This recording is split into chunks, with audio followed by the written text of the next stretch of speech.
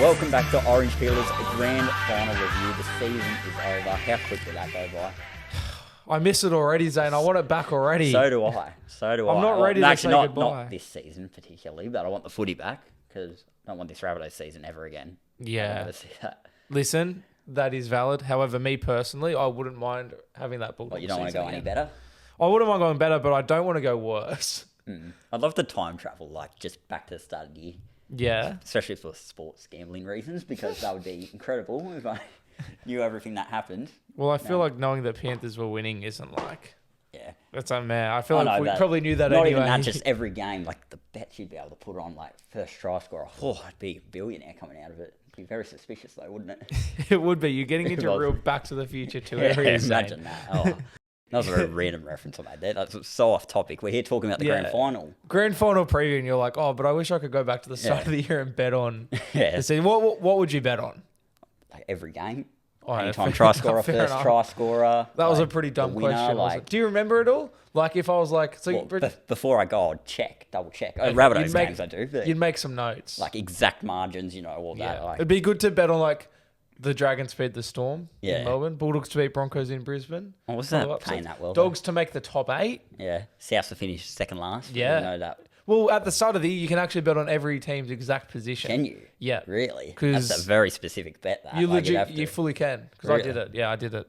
I didn't win. Yeah. I bet on... I don't know if I should say this publicly. Yeah, the season's over. It's all right to say this. Have you seen how random the odds Zane, for 2025 are? This is now therapy. I've got something to admit. I put money on the Bulldogs to come second last. You did, really? I put $5 on the Bulldogs to come second last. 16th. Yeah. Because Who'd you have last? I think Dragons actually, but Tigers.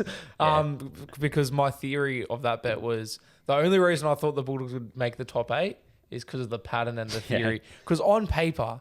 Our team sucked. I know. I remember when we were doing our pre-season review, you like cut the podcast and you like actually said to me, you're like, no, I actually think we're going to finish on paper, and I said it on Guru's podcast, we were a bottom 4 team on paper. I don't think bottom 4. And so that's where I was like, you were like and that's where I was like, well, if we make the 8, it's purely because of the pattern and the theory, and I'm going to put a little bit of money because I had money on us to win the comp. I had a lot of money on us to win the comp, like $100 in the off season. Only 100. I've seen more for some people. I had more on as the season went on. Still not as much as other people, but I got on it early. They got on it late. Yeah. But yeah, $5 out on us to come second last exactly. Wow. So there you go. That's a bit. South took that position. Instead, but that's proof that you can gamble on that. Some of the odds for next season. I have. It's very random. Like there's some sides that are like higher than others. Where I'm Souths and Broncos very high. Yeah, higher than some. Yeah. Higher than Bulldogs. Which I'm not saying we should be favourites, but I'm not saying South should be. It surprised me. I guess like obviously Wayne Bennett. I feel like South you can sort of make a case for. But on paper you're a good side. Wayne Bennett. They're the 5th favourite though. I wouldn't have them. Then you got Raiders who are at the bottom on $81. Why are Broncos so high?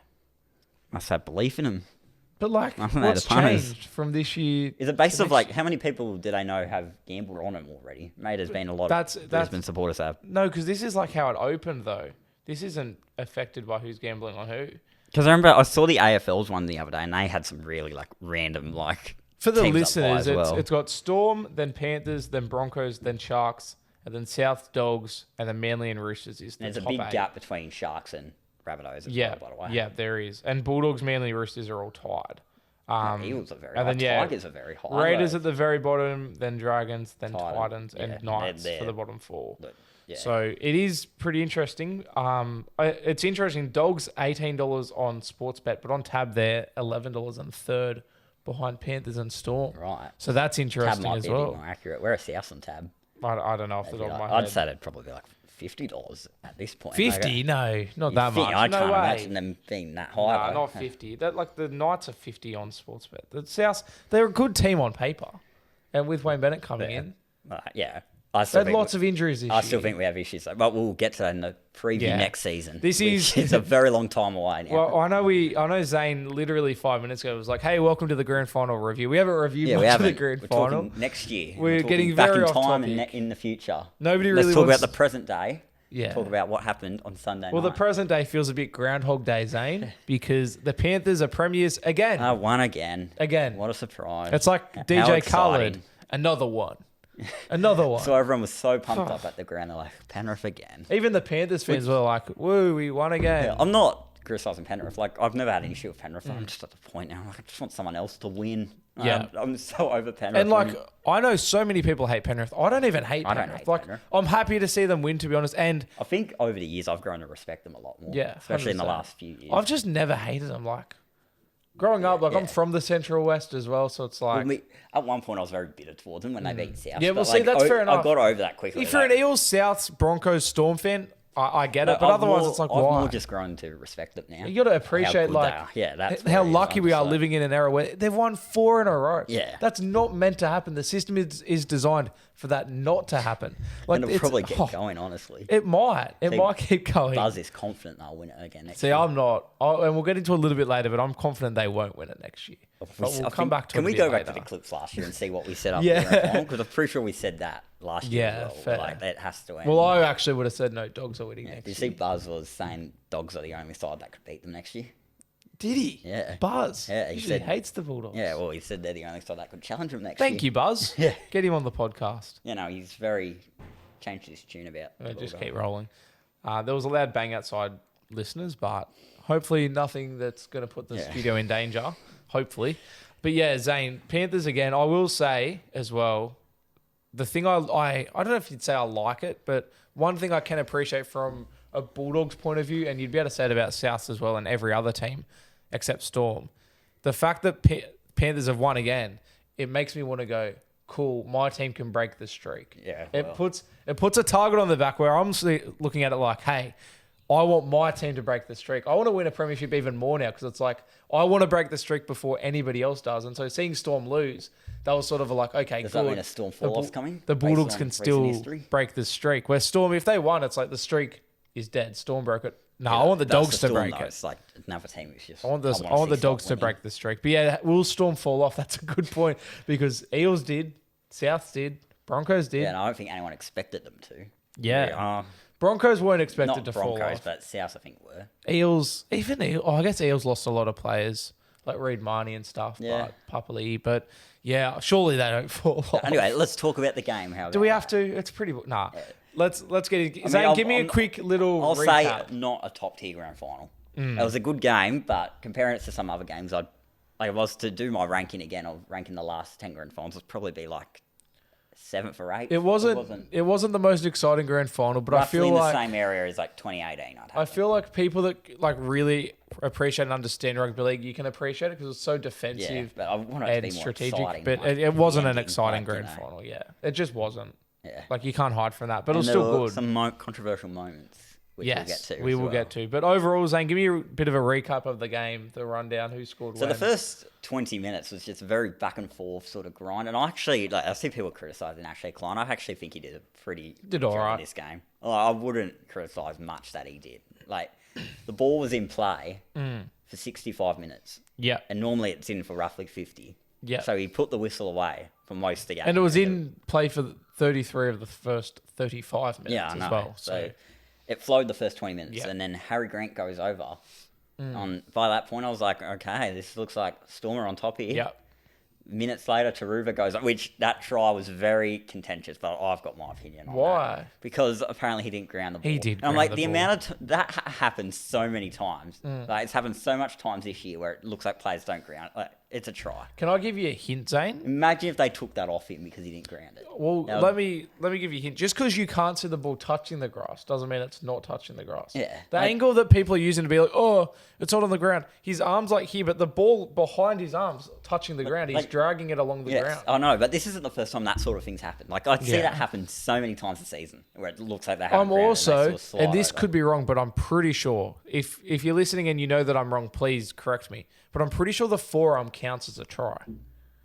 I don't know. I'm pretty sure that's a rule where the forearm counts. So please, as I said, that could be wrong. Let me know. But I doubt that. If the ball's like held up and you get the forearm on the ground, that's what I've heard. It could be true. I don't know, but like the ball touched the ground in that instance. Yes, in my opinion, like you can see it, like just like because of the way he's holding it, he's like dragging the ball along. and the arm's covering where the ball's being dragged. I don't know. That's but end of the day, it was a try. It was a try. And I actually missed this try because I was at the bathroom in the club, and You're not meant to go to the toilet I heard during everyone games. cheer, and then I came out straight away and saw it as a try. So did you wash your hands? Yes, I did. Okay. Of course. Good and man. then right on the verge of halftime, Liam Martin crashes over, which I think was a pretty soft try on the Storm. Like, I think Bellamy would have been happy with that. And it wasn't like really a set play or anything. It's just a bad defensive read. Yeah. And then that kind of nearly the deciding moment, in my opinion. Yeah, that definitely swung momentum massively right before halftime as well. So the Panthers went into the sheds heads high. Wasn't great on the boot. Yeah, in goal kicking terms, he kicked 1 of 3. Yeah. So, it was up in air. I have noticed something, and I've noticed this for a few years. In grand finals, people just don't goal kick as good as they normally do. Yeah. People just miss goal. I know about that. And exactly, you know about it. In 2004, Hazmel Masri, the greatest goal kicker of all time, he missed a couple. Cameron Smith, one of the best goal kickers of all time, highest point scorer, he's missed a bunch of goals in grand finals. I don't remember which year it was, but there was a year where he missed like a pretty crucial one, a penalty goal. But yeah, I think it's the pressure. It's just something I've noticed where teams just don't seem to be able to goal kick in grand finals. And I guess it is the pressure, but yeah, it happened to Cleary. We get to the second half though, however, the Storm were they had the ball, they were down that end, and they just could not get past them. This is the best attacking side of the year. Yeah. Just could not break through. And there was so many occasions where I thought they were going, I'm like, this is it. And I remember saying at that time, I'm like, next try will win. Yeah. Next try wins this game, whether it's the Storm or the Panthers.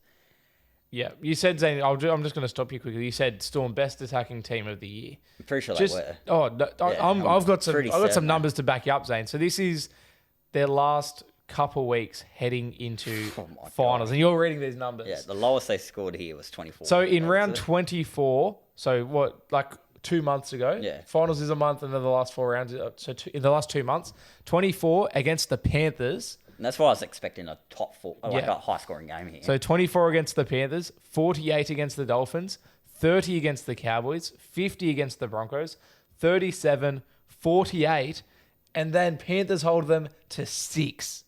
Incredible. Yeah. Incredible. And then the ball goes up. Coates grabs it. I thought Coates was going to score, but he sort of panicked and threw it back in to Harworth. Yeah. Or is it? Howarth. It was Howarth. I'm not doing this mistake again. You're good, mate. This was the controversial call of the game. Yeah. Goes up as no try, which I agree with.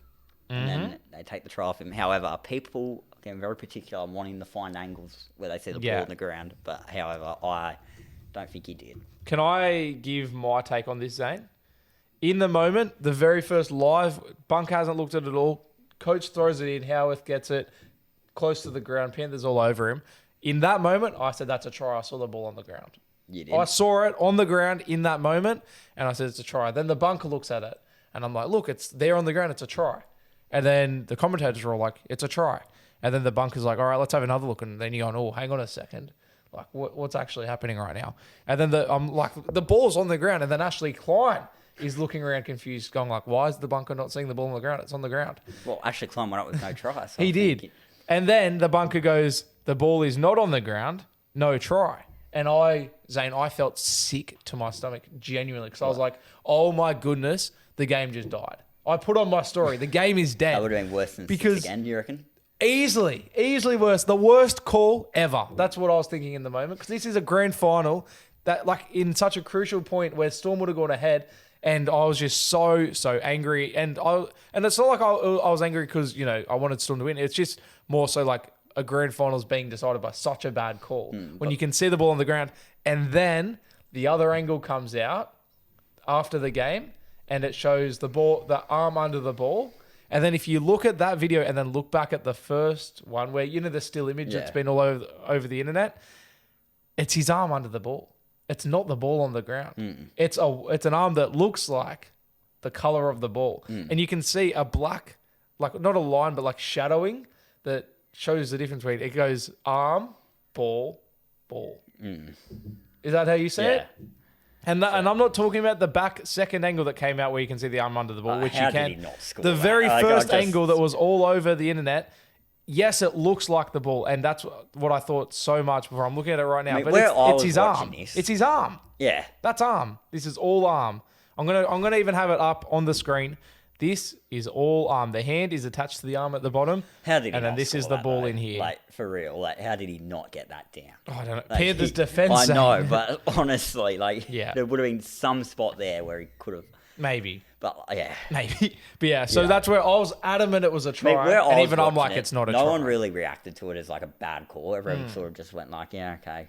Yeah, no true. try, move on. But I think you must have been a bit more. I was onto it. Cause I was like having a good. And we couldn't really hear the sound. And the commentators were like adamant. We could hear him, but it was very slight, and there was a lot of people there, so it was like. But yeah, I think like it's an optical illusion. Bloke and Avar described it as an optical, and that's what it is. Because like you look at the image, it does like 100%. It looks like the ball because of the shape, the way the arm is bent under the ball. It matches the curvature of the ball, so it looks like the ball. But if you like look at it correctly, it's literally an arm. It's not the ball. It's an arm. And it's like wrist tape or something. It's very confusing. It's very misleading. But like I'm telling you, as somebody that was like adamant and like literally nauseous in my stomach because I was like, the game just died. It's not a try. No. The Storm, thankfully, I'm very grateful it's not a try. I'm glad to be wrong. Sometimes in life you're happy to be wrong. Imagine if that was the Bulldogs, so I think you'd be on the side of it was a try. No, because like you can, it's like it's his arm. Like it is his arm. And as I said, like at first I was adamant it was a try. Like, and even I've gone, okay, no, I was wrong. And I was all over Twitter, all over Instagram comments saying it's a try. And then I had to go back and apologize to everyone. So like it was in my interest for it to be a try. But you just got to sometimes admit that you're wrong. And I was wrong. It is not a try. Then what happened after that? Then after that, I think Penrith got to their end. The ball goes up. Liam Martin makes that catch, I'm pretty sure. Yes. Gets it out to Leota, is it? Yeah. Leota doesn't. And then Leota throws. I was expecting a kick. No, he threw it out to Alamotti. Alamotti scores, and I said they won the game. Yeah. Because I said next try wins. Yeah. And then from there, I think Storm. They just kept pushing. They kept trying. Just could they not hung get in through. it. They hung in it. We get to the bite allegation now, shall we? There wasn't a bite.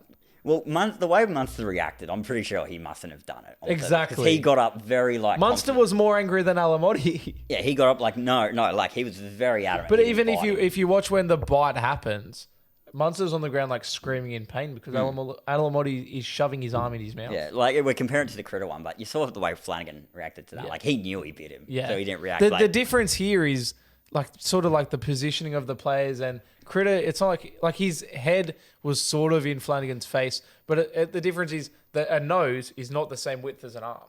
I know that might shock the viewers at home, but a nose doesn't completely take up the whole space of inside a mouth, where the arm was like taking up all the space of the mouth. You can talk to people who've played rugby before and had that happen to them. Like it's annoying when you got an arm like choke in your mouth. Like you've got no other choice. Munster didn't bite Alamotti. Alamotti pushed his arm against his teeth. Yeah. That's the difference. Is there bite marks in his... Probably. 100% probably. But it's not because he was bitten. It's because he shoved his arm against the teeth. Yeah. If you push your arm against your teeth, there's going to be a mark. But the thing is, the way Munster reacted, I was pretty sure he mustn't have. Yeah, he was adamant. Like, if he had actually done it, I don't think... Because we've seen Munster in the past in grand finals. If it's not his way, he gets the shits. Like, we saw that kick in the head he did that time. Like, I thought that was a similar scenario. He must have just been frustrated. But the way he reacted, I'm pretty sure he... No, I'm very confident there was no bite.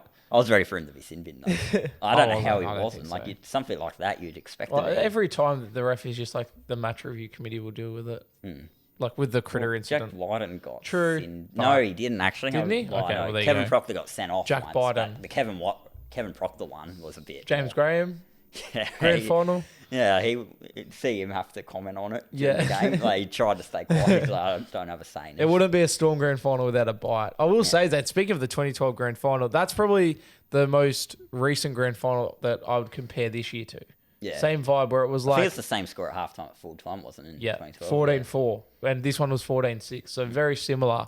And it was just where one team had like, that 8-point lead or 10-point lead, the 2-score lead. And the other team hung in it for 80 minutes, and it went down to the wire in the sense of like, if Storm score here, the game's still alive. But it was just the Panthers' defense. It was a very, very defensive grand final, and it's another year where the best defensive team wins. I know, but for the rugby league purists, it's good. Still, it's good I want to see tries. I want to see entertainment. I'm happy to watch good, honest rugby league. I'm happy to. I'm a rugby league purist, and I can appreciate good, honest rugby league, good shape, good defense. It's just it was good to watch. It's not one I'll go back and rewatch because it wasn't exciting, But it was just a good, honest game of rugby league. You mentioned Liam Martin leaping through the air. He was sensational throughout the entire 80 minutes. He was my player of the game. So was it? Yeah. Same with me. And it's the Clive Churchill medalist. Yeah, I'm very glad they got that right. When we did the predictions, his name came up when I said Isaiah Yeo, but his name did come up first. And I was like, yeah, maybe, but I'll go Yeo. But no, Martin was incredible. He had some very big moments that locked him up for the Clive. 3 big moments for me. And we've mentioned 2 of them. So obviously the catch in the air when he set up the try. And the other one that went, I'd almost put it down as 4 moments. One of them's not really a moment, but moments plural. But the third big moment was his one-on-one strip on Howarth very early in the second half that really swung momentum to the Panthers. And then just his kick chase. Yes. Every single time Coates caught that ball, bang. Yeah. Every single time. It was like a missile. Viliami Kikau does it all the time for the Bulldogs. But Martin, Kikau never tackles the fullback. Martin did not miss ever. It was just bang, bang. And the timing to make sure there was no penalty. This game, and I think Cameron Munster might have caused a bit of that. Yeah. But something we didn't touch on was off the kickoff, Moses Leota. See him take out Harry Grant. Yeah. When I first heard of it, I was just saying, oh, whatever. But looking at it closer, he did actually sort of knock him over, which I know it's not a big deal, but he did forcefully run into him. Like, I don't think he accidentally did. There was also the captain's challenge before the Grant try that I didn't think was a strip, and then they ruled it inconclusive. Oh, yeah, I just hate that inconclusive. And they ruled it I just hate it. They stuck with the on-field decision of strip. I don't think it was a strip. Yeah, but just that rule in general. I know. I just can't stand that stupid inconclusive. How many camera angles and we're inconclusive? And it always happens to Penrith as well. Yeah. That inconclusive. Always. Like, they just don't lose. We've got so much cameras available. Make a decision. Like, I hate inconclusive. Just say yes or no. Yeah, move exactly. On. They use the challenge. Oh, well, that's it. They got to get it right. Exactly. And there were so many challenges in this game. Yeah. It felt like, and I think there was 2 inconclusive ones. Yeah. Like, far out. Just make a decision. It was ridiculous. I love the captain's challenge. I do as well. But if Jared Sutton was ref, they would have just won it because I swear Jared Sutton just always. Well, I'll say for him, he loses the challenge. Like, you know, every time someone challenges against him, he just always, it's never correct. Yeah. His decision. Yeah, correct. Who else were the standout players actually, were there any other standout moments that we've missed? I don't think so, but. No, we've touched on all the main ones. Yeah, I can't think of any. Who are your standout players outside of obviously Liam Martin? Martin gets 3 points, Yeo gets 2, and Cleary gets 1. And I think that's probably the easy choice. I agree. The only thing I'd debate there is maybe give Grant a point over Cleary. Grant, he was the best Storm player. I'm happy to give Cleary. I thought Jerome Hughes had a disappointing game though. Yeah. I don't know what. Maybe he won the Dally M. He's like, oh well, that's. Let's talk about the Storm players, and then we'll move back to the Panthers players because. Yeah, Hughes had a very quiet game, didn't he? Pappenhausen, I thought, was pretty quiet. I thought Pappenhausen tried to get involved, though. Yeah, and that's what, a couple of people have said Munster was quiet. I thought Munster did well was the best out of the big four, though. He was trying his best. Or Grant. No, I thought Grant was the best. But Munster was good. He was trying his best. I thought Katoa had a great game. Yeah, he did. He was almost He's going to start getting more hype on him now. Now that he's won back row of the year. Yeah. I think he's not going to be underrated anymore. 100%. I thought Howarth and even just both wingers and centers probably had pretty average games. I think I think the inexperience really, especially on that left edge with Howarth and Blore, I thought their inexperience really showed. I think that's not where the game was lost, but you could just tell Panthers were a level above, especially on that side. Any other Storm players you want to mention?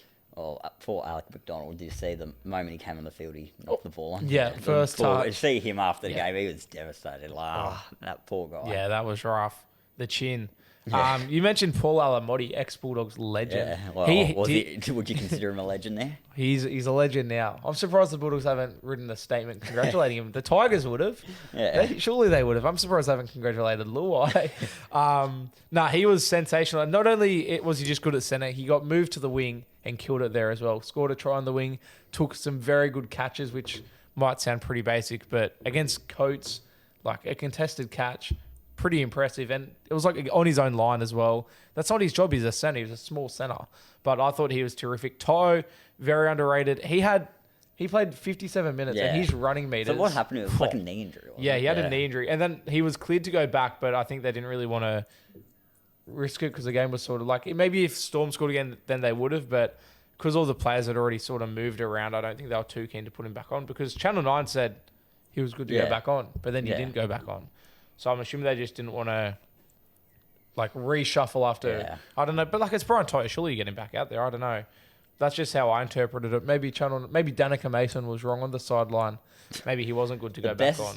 Back player though for the Storm, I think, was Warbrick though. Give me one sec. Still on To'o. I just want to read out his running meters. So he played 57 minutes, 23 minutes less than everyone else.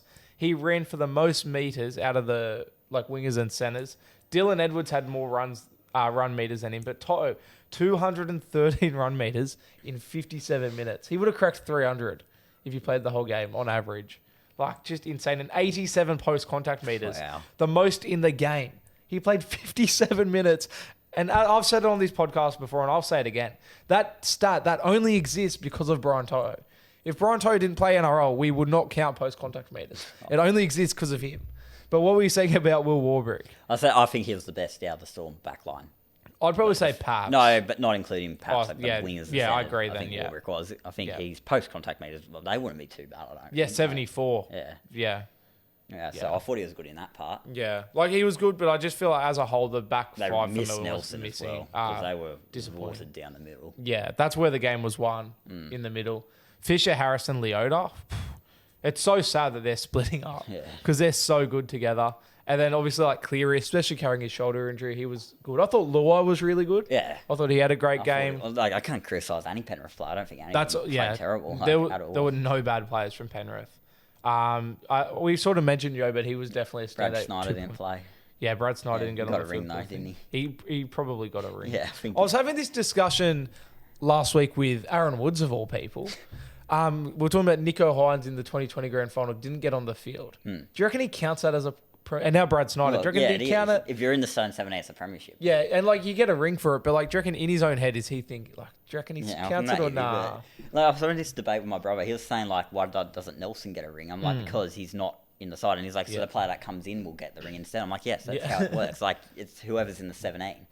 Yeah, and then sometimes they'll get rings made for other players. For example, Steve Price got one in 04. Yeah, Isaac Luke. I think Isaac Luke got one Russell in 14. Crowe got him one. Yeah. A replica one. And I feel like the 18th man gets one these days, I'm pretty sure. Yeah. So shout out to Matt Eisenhuth. You look at...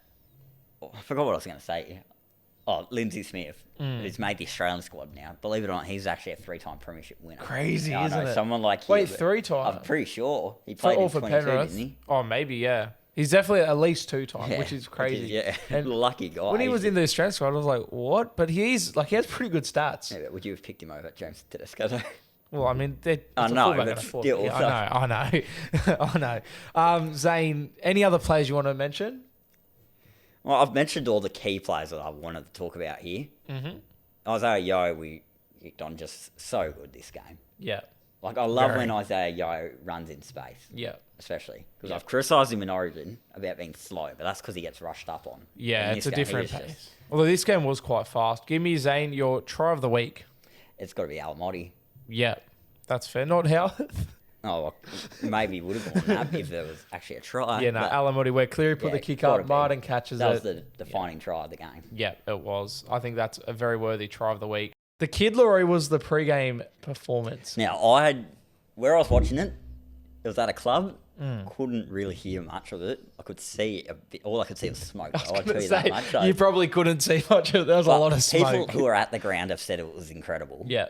I don't know about that. Really? It might have been, when you're at the ground, it's probably better. But what I saw on TV, I'm like, was it really? That was exactly how I expected it to be. From what I saw on TV, it looked pretty good. He walked out the tunnel and sang with smoke all around the place. It looked pretty good to me. My only critique is it didn't really pump you up. No. But that's not but then he sang Never Tear Us Apart, which isn't his song. And that's the only part that I saw people getting into. Yeah. I thought he did really well, mate. Obviously, there was a lot of smoke and you couldn't really see him. But I thought it was really good. Let me just say, when you compare it to the Katy Perry one, absolutely Katy Perry craps all over that. I don't know if she craps all over it, but it was better. It was much better. I think if you're looking at how much each code paid for each, I think Kid Laroi wins. Yeah, in terms of that. In terms of money. In terms of performance. In terms of value. But you paid $5 million. You wanted to do better. Yeah, exactly. That's right. But I think NRL won in terms of value for money. Yeah. I think Kid Laroi did well. I think Katy Perry better performance, but... With the AFL, the Rolling Stones rejected $20 million. 20 million? The Rolling Stones. But first of all, why do you want the Rolling Stones? They're like... Why are you paying $20 million for a pre-game performance? It was the Rolling Stones they were going for, but then they rejected it. That's crazy. But why would you want the Rolling Stones in their 80s? Some of them are nearly at 90s. Does that move the needle? I don't know if it does. I know, but then they cut it down and went $5 million for Katy Perry. I'll tell you what, you talk about Katy Perry being a better pre-game performance. Maybe the Kidlaroo wasn't good enough because the grand final didn't even sell out. Yes, I know. What did you make of that? Do you think it should have sold out? Just over? I reckon they lied. I don't reckon a small Sydney fan base versus a city that doesn't really care about rugby league. What can the NRL do to get more fans to the grand final? They got pre-game entertainment. Mm-hmm. Should make it like a whole fan fest sort of day, like outside, which they already do. Because they have the fan fest through the week as well. Obviously, Hainsey out on the beach. Yeah, on Saturday. That part of Fan Fest, though? Sort of. Yeah, okay. It was part of the Fan Fest scheduling. Big Hainsey, in his charity match audition, beach footy. Yeah, he did. Has a bit of playmaking in him, doesn't he? He had some cutout balls. Silky hands. I think people look at Hainsey and just expect him to be this big boulder that runs down the middle, but no, he's got some... Silky hands. He didn't go very deep into the line. Reminds me of Latrell Mitchell, the way he plays. Yeah. Big guy, who can some bit of big passes, yeah. The I don't know if you'd call it a dive. The falling over in the corner was my highlight, I think. Yeah. He did well, Big Hainsey. He did very well. Definitely locked into the charity match next year, I think. Maybe that could be the charity match. Beach footy. How would that be? That's an idea. Yeah. I don't hate that. A big game of beach footy. Listen here, Sports Shed. Sports Shed footy TV. charity match. How fun would that be? It's not the worst idea. I'd get around it. I hate sand, but I'd get around it. Yeah, so do I. But yeah, I think the grand final, definitely disappointing in terms of crowd. I think they could get bigger numbers. You know what else was disappointing? Ashley Klein snubbing our boy Flaxy. How could he? Who's the real villain? Is it because villain? he didn't have any money in his hand? Do you reckon if he had money there, he would have quickly... Maybe. I assume he got the money pre-game from all the bad. Who's the real villain here? Is it Ashley Klein snubbing Flaxy? I think or is it the Panthers fans high-fiving the refs? I think there's rules in place. I don't think the referees are allowed to high-five supporters because I've witnessed it at games where fans have put their hands out for high-fives or photos and the referees have said no. Yeah. So I think it's a rule in there that they're not allowed to do it. But the touch judges were just like, whatever. But yeah, the touch judges were around him. Why would Panthers fans be putting their hands out to high-five the referees? It looked so sus. It just looks very weird. Especially Flaxy was like, had his camera up. He was filming it. He's like, on your ash, great game. I think if it was a Storm fan, it would have been very different. They would have been jumping Ashley Klein. Yeah, or Hainsey was standing there. I'd love to get that shot on TV. No, thanks. I don't know if that's allowed to be televised that late at night. They can't really televise live murder, can they? Zane, I do want to touch on quickly. We are running out of time here, but we were going to talk about the Pacific Test squads. We might have to save it for another time. I don't think we'll talk about the squads, but let's talk about Tedesco and Cher Evans and Jake Trbojevic, the two Origin captains, being snubbed from the side. I personally think Tedesco should have been picked, and I think Cher Evans should have been picked. I think they both should have been, but the reasoning Mao said is based on Origin form. Trbojevic did well in Origin this year. You know who was my favourite Origin player? Lindsay Smith. Killed it in Origin this year. He made the squad. Matt Burton. I mean, I'm not very good at 18 in Origin. Lindsay Smith. But it's the logic Mao Meninga presented. If you were to ask me to name a Smoky to name the Australian side, Lindsay Smith would not have been anywhere near my list. My reason for knocking Lindsay Smith is Mao said it's Origin form. He wasn't even in Origin. Yes, but at the same time, Lindsay Smith, multiple premiership winner.